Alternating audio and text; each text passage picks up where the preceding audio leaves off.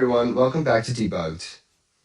Today we have an incredible guest, Gina Pol, who has dedicated her career to empowering young people just like you through nonprofits like Girls Who Code.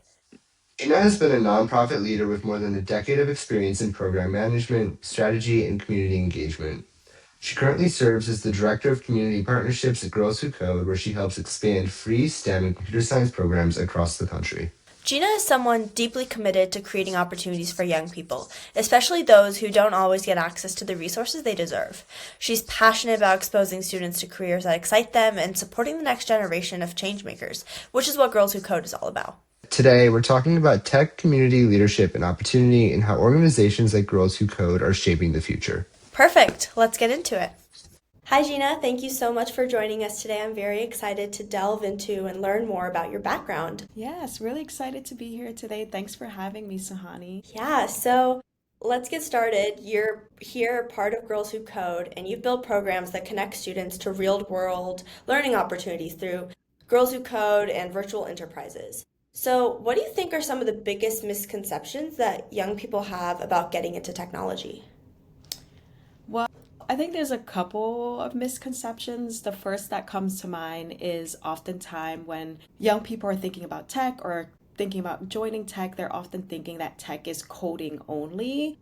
And so I want to kind of like demystify that it's not just tech or coding only. Many students often think it's like limited to software engineering, but in reality, there's like product design, there's data, project management, user research, cybersecurity, and even like really creative tech roles. And so there's a space to cultivate any interests. And so not limiting to just thinking that tech is coding only as well. And then also there's like sometimes an underestimation of how collaborative tech is. So you might envision that you're just like coding like on your own individually, but in fact a lot of tech work is deeply team oriented and give you the opportunity to be creative, and it's cross disciplinary as well. So there's that. And then the one last thing that I can think of is that this pathway is not entirely linear. Most people in tech have non-traditional journeys, so as long as you have curiosity, persistence, and exposure, that's a good way of like entering into tech as well.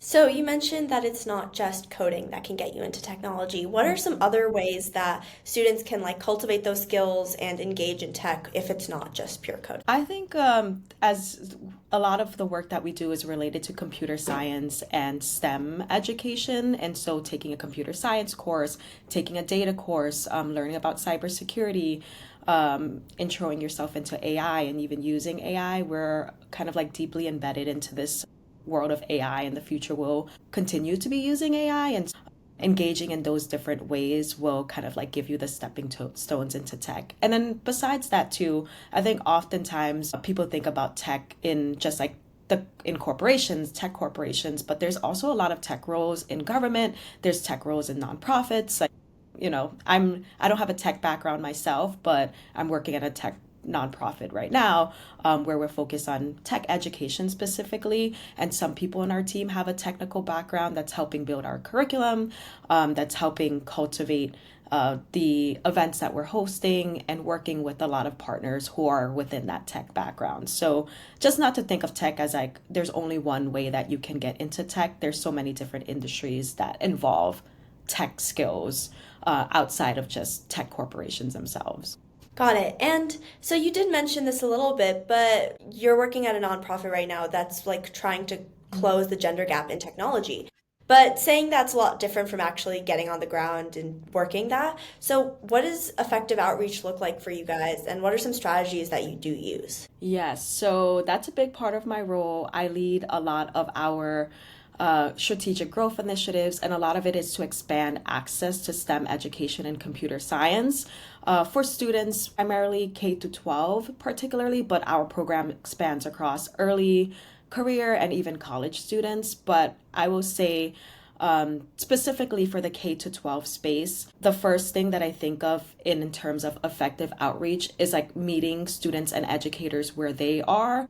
So we're not just kind of like emailing, we're also showing up in classroom, we're coming to after school spaces, we're building relationships in community centers with teachers and with families. And we do that a lot through our community partnerships. So we're partnering with educational districts, we partner with community-based organizations, libraries, museums, any spaces where students come together and can learn, particularly coding, but we have programs in cybersecurity, data science, and AI, like I mentioned, but just a space where students are spending time and reaching them where they are at. And a big part of that too is the costs, which we're really mindful about. So all of our programs are free, and we know that we want to create hands-on, low barrier experiences for students where they're not worrying about like, how am I going to pay for this or how will I participate in this? And we also want to create welcoming entry points. So that's why our programs span across so many different opportunities. We have clubs, we have virtual programs, we have meetups, we have alumni programs, and even like upskill series. I'm just naming a couple of our programs, which people can find about on our website. But just overall, our outreach strategy is just creating multiple entry points that are welcoming, a space where students are feeling comfortable and being able to learn in a manner that's like best for them. So you did mention that you're collaborating with schools, with educators, with students very directly, and you're trying to expand opportunities for students who often don't get them or are often left out.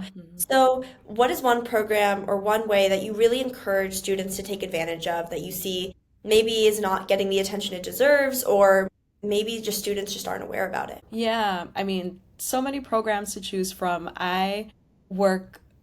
Since I work at Girls Who Code, I mean, there's the program that comes to mind for me is Pathways.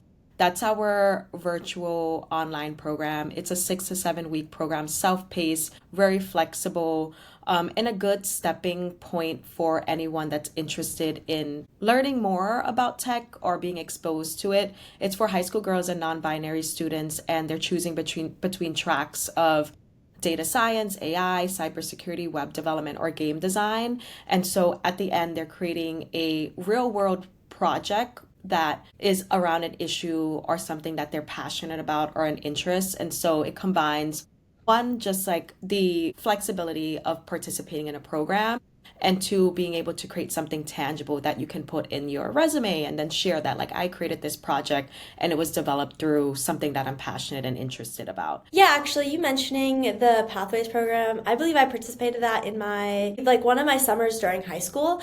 And I was really interested because they had the neural networks AI track. So I learned neural networks, which was up and coming at the time. I think ChatGPT had just, the beta version, the first one had just come out. So it was really cool because I was like, oh, okay, so this is what a machine learning model looks like. And I ended up using that skills that I learned for the app that I made for the Congressional App Challenge the following year, and was recognized in my district just purely because of what I learned with Girls Who Code. Yeah, thanks for sharing that. I'm really glad that you were an alum of our program too, and had the opportunity to participate. Since you mentioned the flexibility, and congrats on your app being able to create that. That is a big part of what I noticed. We want to give that flexibility to students to be able to do the things that are important to them while being able to kind of develop a new skill or grow from a skill that they already want to kind of enhance. Yeah, and I think on top of that, while I was in the program, even though it was virtual, I still felt that sense of community. There were a lot of events, and it was still a very social program. So I'm just curious, how does Girls Who Code, when they're designing programs, how do you teach those soft skills of confidence and working in teams alongside the very technical ones? Yeah, great question. Because while we're building these technical skills, we understand the importance of soft skills and developing a network, being able to communicate the skills that you're learning so that you can use that when you're in an interview, or just even talking about your experiences and how you're learning and what's the best learning method for yourself. That's the part that I should have also mentioned about Pathways, was that it's very community centered, that you're part of a cohort. So your cohort is kind of who you are connecting with, but we also have the signature partner events that I'm mentioning, have advisor hours for students who need additional support and want to take that time to meet with our advisors. And then we also have a Discord channel for students to kind of share any challenges that they're facing as they're creating their project, or just sharing best practices and tips. And a big component of our entire curriculum, not just with Pathways, is around sisterhood and community. And so part of sisterhood is engaging with one another, providing support to one another, and just building those relationships over time. From here, I wanted to shift the conversation to what's what everybody wants to talk about in technology, about AI. So recently you earned ClickUp's AI certification. So how do you see AI changing what young people today need to be focusing on or learning to stay adaptable in the tech workforce of the future? Yes, I kind of mentioned this in the beginning too. It's like we know that the future will include AI. We also know the concerns that students have shared with us related to AI because we also have an AI course track on in our Pathways program. And so a lot of the concerns that we've heard about is like the eco-conscious sustainability and how that's impacting the environment. We've also heard concerns about like loss of creativity. And so we are very thoughtful about how we're incorporating AI, obviously, with ethics and ensuring that we are also empowering students to be involved in AI. We know that there's a gender gap in tech, and that's even widened in the AI space. And so we want to reduce that gap. And so a lot of our focus has been shifting that into the hands of youth, and so that they are empowered to share their thoughts around AI. AI is not going to replace people's ability to think creatively, but it is important to be able to collaborate with AI since it's becoming a core skill. And tools like ClickUp AI show students that we'll need to work with AI. One, to be able to prompt, to be able to refine and check for any bias or accuracy. And so human involvement is important in that. And all of the creative pieces, the ethics component and communication are only going to be enhanced with this AI assisted world. So it's important to be understanding and learning those tools as an individual so that you can be the creator as opposed to just a consumer of that technology. Yeah, AI is definitely something we have to start utilizing as a tool and understanding what's actually going on within the tool itself, like the biases that are inbuilt into the system.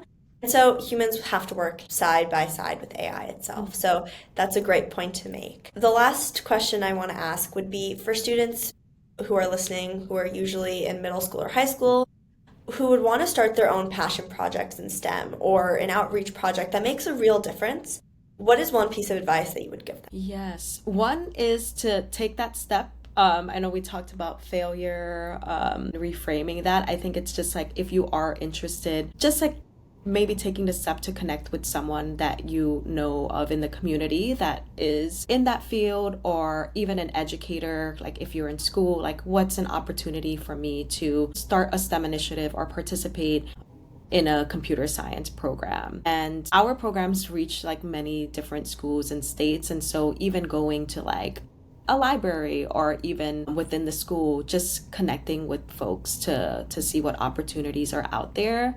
And if in relation to projects, like something that's impactful and meaningful to the individual. So if there's something in your community that you're looking to solve, or there's a passion project that you're really interested in, I would say just like taking that on and then going forward with it. And of course, don't always be concerned about being an expert, about perfection. It's about putting yourself out there and just taking that step towards something that you're interested in. Yeah, usually in my experience, I think getting started is the most difficult step. And once you get there, you get into a rhythm and you're able to connect. It's really daunting to just get started. Yeah, getting started is probably 50% of the work. So once you get started, you'll know that it's like, it's better to have taken that than to not have done that to begin with. Exactly. Thank you so much for joining us today. It was great to talk with you, and it was a really amazing way to like learn a little bit more about Girls Who Code and your perspective. Yeah, thanks for having me. And I'm so glad that you were able to share your insights too around your experiences and pathways.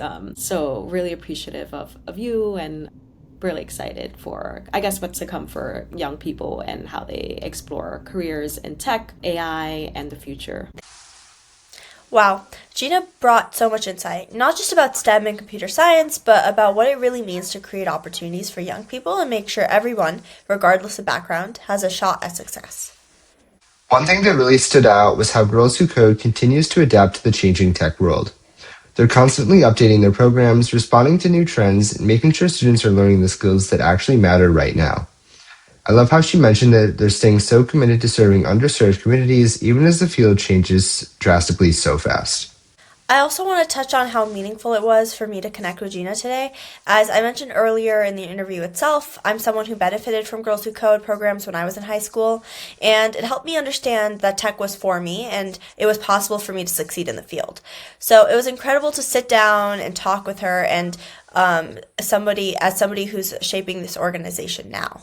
Definitely. Now let's get on to our final segment of the episode.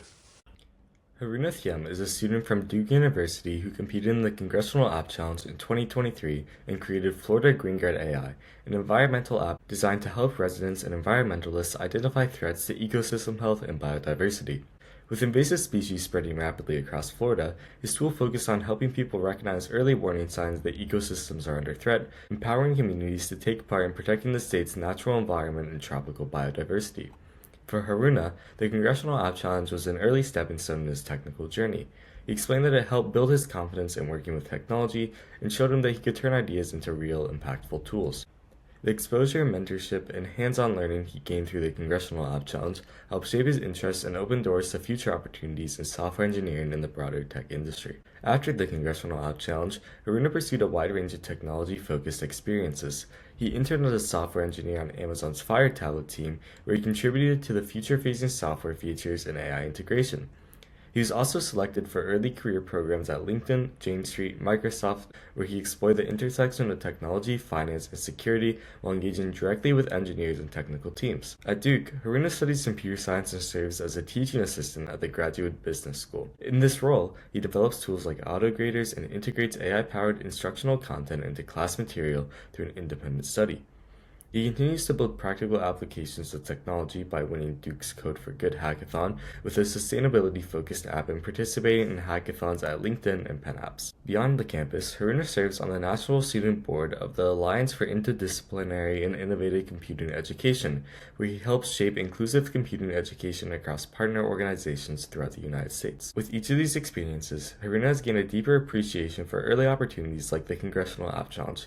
He credits the Congressional App Challenge with helping him demonstrate his commitment to technology and giving him the momentum to pursue ambitious projects, internships, and leadership roles. Today, he hopes to inspire the next generation of builders in the same way the Congressional App Challenge once inspired him.